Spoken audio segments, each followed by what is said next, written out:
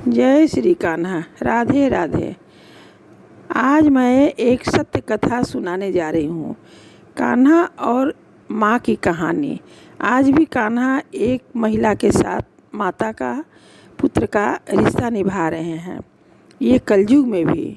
ध्यान से आप लोग सुनिएगा, बिल्कुल सत्य कथा है। एक माता जी थी, वो बहुत बिजी लाइफ उनका रहा करता था। अपने घर गृहस्थी में, अपने बच्चों में बहुत बिजी रहती थी। उनके पास उतना भी वक्त नहीं मिलता था कि वो नियम से भगवान को पूजा करें और सेवा करें, या बोलिए कि ईश्वर की इच्छा नहीं होती थी। इसी तरह टाइम उनका निकलते चला गया। लेकिन वो माता जी के 20-25 साल की उम्र से ही कृष्ण भगवान का स्वप्न में दर्शन हुआ करता था। कभी नाग पर बैठे हुए हैं, कभी बंसी बजा रहे हैं, कभी राधा कृष्ण डांस कर रहे हैं। भिन्न भिन्न प्रकार के उनको स्वप्न में दिखाई देते थे और ये बड़ा खुश होती थी। अचानक उनके युगल बीमार हुए और बीमार होकर के लगभग 1.5-2 साल उनके युगल बीमार रहे और फिर उन्होंने शरीर छोड़ के कान्हा के पास चले गए। उस समय इनका ये बहुत थोड़े लौकिक थी, इसलिए बहुत परेशानी में थी, बहुत डिस्टर्ब रहती थी। और कुछ ऐसी परेशानियां आई कि इनके समझ में आया कि नहीं, बस भगवान के शरण में जाओ, भगवान बुला रहा है। और बार बार इनको भगवान का स्वप्न आता था।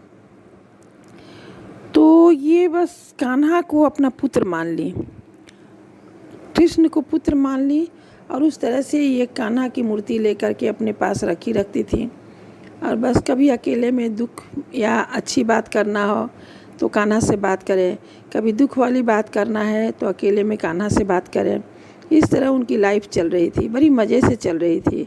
और धीरे धीरे उनको लोगों से दूरियां बनने लगी। ऑटोमेटिक उनके मन में ऐसा लगने लगा कि अब जो हैं कान्हा ही हैं। तो उसके बाद एक दिन की कहानी कि उनको बहुत ज़ोर से पतला पेट खराब था, समझ जाइए। तो बार बार वो लैट्रिन जाती थी आती थी। और उसी में उनके बेटे को, उनके बेटे लोग कभी कभी उनके साथ रहते थे, तो उनके बेटे को कहीं जाना था इमरजेंसी अपना ड्यूटी में। और ये बहुत परेशान थी कि मेरा इतना पेट पानी हो गया है, पतली पैखाना हो रही है, तो मैं बेटा को कहूँ दवा के लिए कि नहीं कहूँ।